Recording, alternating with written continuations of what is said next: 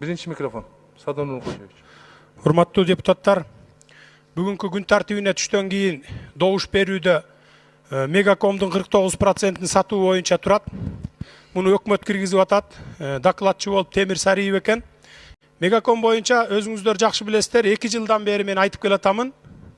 51%-ын өзүнчө бөлүп, 49%-ын өзүнчө бөлүп 2ге бөлүп койгон. Убактылуу өкмөт кезинде эле.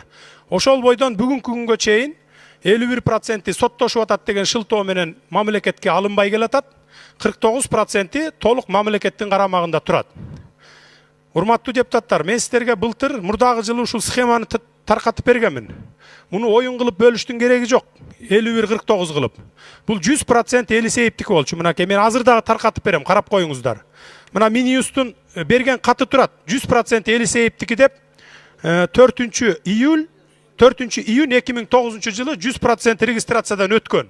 Мегакомдон күнүнө 2 миллион доллардын тегерегинде выручка түшөт. Биз өзүбүз тебелеп жүргөн акчаны каяктагы бир инвестор деген ат менен шылуундарга берген атабыз.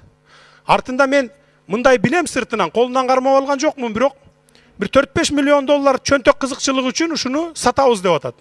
Муну сатпаш керек. Мамлекет өзү иштетиш керек.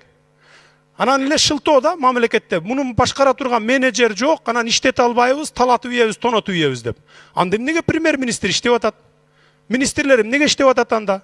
Анда бардыгын таркатып туруп эле өкмөттү тиги инвесторлорго бербейлиби Кыргызстанды башкаргыла деп. Ошон үчүн урматтуу депутаттар, каршы бериңиздер буга.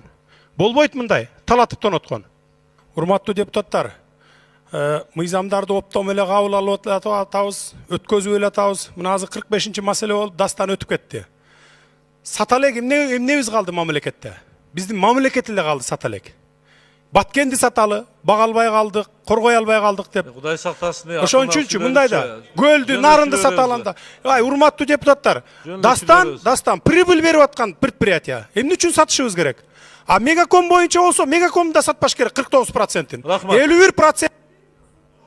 Рахмат. Сунушуңуз болсо айтыңыз. 2 мүнөт дагы бербейм. Сунушуңуз болсо айтыңыз. Конкретный сунуш кандай? Мен баары регламент боюнча кетем. Мөкөңөрдөн укпайм. 3-чү микрофон. Конкретный сунуш. 45-маселени кайра добушка коюңуз. 64 менен түшүнбөй басып койду көпчүлүгү. Рахмат. Урматтуу төрага, урматтуу депутаттар. Мына Мегаком боюнча, анан Дастан боюнча сатылсын деп колдоп бердик, Мына урматтуу өкмөттүн өкүлү Тайырбек Сарпашев, Темир Сариевдин предложениялары менен кирип атыптыр. Парламенттин колу менен жасап атасыңар ушунун баарын. Умышленно билип туруп, алтын жумуртка тууп берип аткан тоокторду сатып атасыңар да мындайча айтканда. Тарых алдында баары бир жооп бересиңер ошону.